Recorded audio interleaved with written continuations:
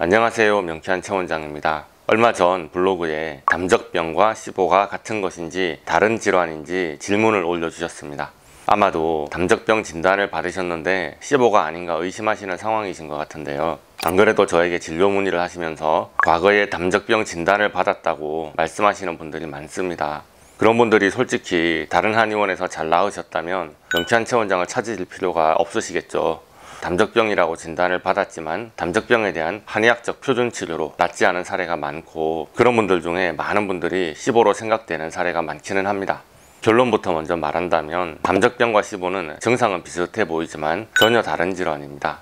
제가 왜 그렇게 판단했는지 이야기를 해보자면, 일단 담적병이 어떤 병이고 원인이 무엇이며 다른 한의원에서는 어떻게 치료하는지부터 알아봐야 되겠죠. 담적병이라는 말은 한의원에서만 진단하는 용어입니다. 의학적인 진단명은 아니에요. 담적이란 담음의 담과 적체의 적을 합쳐서 만든 한의학계의 신조어입니다.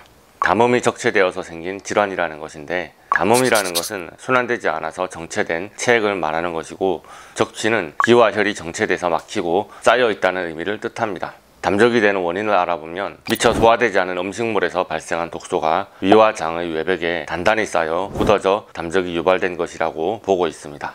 만성소화불량, 복부 팽만감, 목의 이물감, 복통, 변비, 설사, 명치통증, 더부룩함, 가스 등의 증상이 있고, 소화기 증상뿐 아니라 두통, 어지럼증, 불면, 우울증, 만성피로, 이명, 수족냉증, 생리불순 등을 비롯해서 건망증과 치매, 동맥경화와 중풍까지 유발할 수 있다고도 합니다.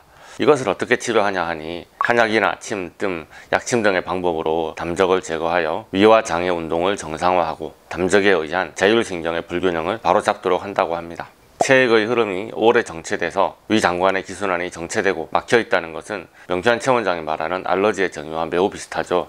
담적병 진단을 받고 명쾌한 최원장을 찾아오신 환자분들, 질환의 원인을 찾아보니 음식에 대한 알러지, 그리고 소화효소와 위산의 알러지, 오장 육부, 주로 위와 소장, 대장의 알러지로 인해서 소화기능이 저하된 상태가 심각했었고요. 자율신경이 인체 기능을 자동으로 조절하는 작용이 떨어져 자율신경 실조증 증상이 보였습니다. 자율신경은 브레인 윅스에 들어있는 하부 항목입니다. 그래서 담적병의 경우 제가 강조하는 기초 영양소와 자기 몸에 대한 알러지, 베이직 24 영역을 치료하면 호전 반응이 나타날 수 있을 것으로 보입니다. 여기서 좀 더 자세히 찾아보면 식품 화학물질인 인공감미료, 식품 첨가물, 베이킹파우더, MSG가 담적병을 자주 유발하는 요인이 되더라고요. 이 정도만 치료해도 많이 호전되겠지만 뜬금없이 증상이 훅 올라오는 상황에서 여러가지 자극적인 양념이나 가식과 식물에 대한 알러지, 페놀릭스와 사리실산 등 향과 색이 강한 채소 속의 항산화 물질에 대한 알러지 역시도 만성소화불량, 위산역류, 복부 팽만, 변비, 설사, 명치통, 매익기 등의 증상을 만들 수 있죠. 그래서 제 판단으로는 담적병은 결국 알러지 증상이며 음식과 영양소, 화학물질, 자율신경, 소화기계에 대한 알러지를 치료함으로써 고쳐질 수 있는 질환입니다. 증상은 복잡할지 모르나 그냥 순번에 맞춰 치료 진도를 나가다 보면 무난하게 잘 치료할 수 있는 소화기 질환에 해당됩니다. 그 중에 많은 분들은 한약을 드시고 온열요법이나 뜸이나 침, 약침을 통해서도 잘 나을 수 있지 않을까 생각되지만, 만약에 치료가 잘 안된다고 하시면 그건 담적병으로 판단할 것이 아니라 과민성 대장 증후군을 비롯해서 세균이나 진균이 과정식하고 있는 시보, 시포, 칸디다증을 의심해야 하는 상황으로 보입니다. 왜냐하면 담적병의 표준 치료로 열심히 치료했는데도 한약이나 온열요법, 약침술을 몇 달씩 치료하고도 오히려 더 불편감을 느끼는 사례가 있습니다. 잘 생각해보세요. 한약은 아주 단순히 말한다면 약초를 끓여서 달인 물입니다. 걸러내고 발효를 해도 여전히 녹말 성분이 많이 들어있습니다. 소장에 세균이나 진균이 증식하는 상황이라면 한약의 성분이 약초를 내기도 전에 먹고 좋을 확률보다 오히려 나빠질 가능성이 있는 것이죠. 그래서 혹시 시보인가 싶어 항생제 처방을 몇 달씩 또 받아보고 그래도 안되니 인터넷 정보를 뒤져서 자가치료 해보자 싶어서 식단도 해보고 영양제, 효소제, 위산, 바이오필름 분해제에 비싼 유산균까지도 먹어보지만 점점 나빠져 가기만 하는 분들이 많았습니다. 저희 한의원 환자들의 대다수가 이렇게 몇 년을 보내다가 더 이상 아무 방법도 없고 거의 아무것도 못 드시는 상태에서 명쾌한 한의원을 찾아오셨거든요. 한약도 항생제도 영양제도 효소제도 위산도 유산균도 모두 다 결국은 내 몸에서 받아들여 써먹을 수 있어야 도움이 되는 것인데, 알러지가 심하면 약이 아니라 독이 됩니다. 위산이 많이 분비되는 상황이 내 몸의 기순환을 막는 상황이라서 뭘 먹으면 먹을수록 몸이 불편한데 소화가 안 된다고 위산을 영양제로 들이붓고 있으면 몸이 뭐가 되겠습니까? 몸에 과정식한 세균 때문에 몸이 예민하게 날서 있는 상황에 유산균을 과장 복용하면 안 그래도 몸이 세균에 과민 반응을 하고 있는데 유산균도 세균의 일종이라 탈이 날 수 있다는 생각을 왜 안 하십니까? 대부분의 환자분들이 남에게는 도움이 되는 이런 것들이 자기에게는 알러겐이 될 수 있다는 생각을 1도 못 하셨어요. 환자분의 탓은 아닙니다.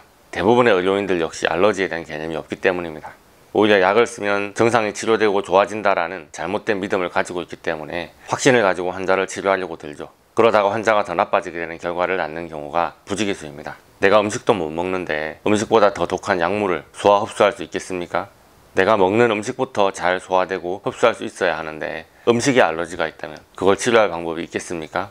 아예 안 맞는 음식을 안 먹거나 안 맞는 음식이지만 돌려가면서 먹거나 그렇게 장기간을 버티다가 결국엔 점점 먹을 수 있는 음식의 가지수가 줄고 소화력이 줄고 나중에는 먹을 수 있는 음식이 두세 가지밖에 안 남게 됩니다. 겨우겨우 연명하는 처지가 되더라고요.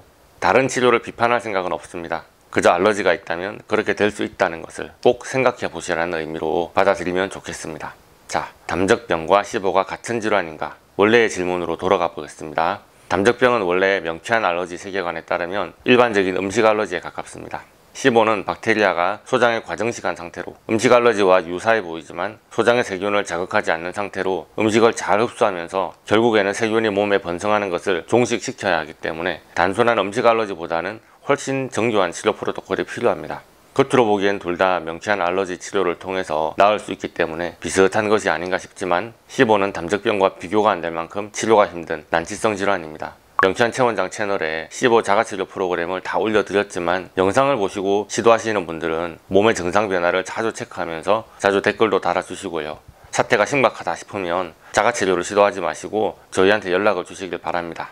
오늘의 영상이 도움이 되셨다면 좋아요, 구독, 알림 설정도 부탁드리겠고요. 질문 있으신 분들은 댓글이나 네이버 톡톡으로 문의해 주십시오. 감사합니다.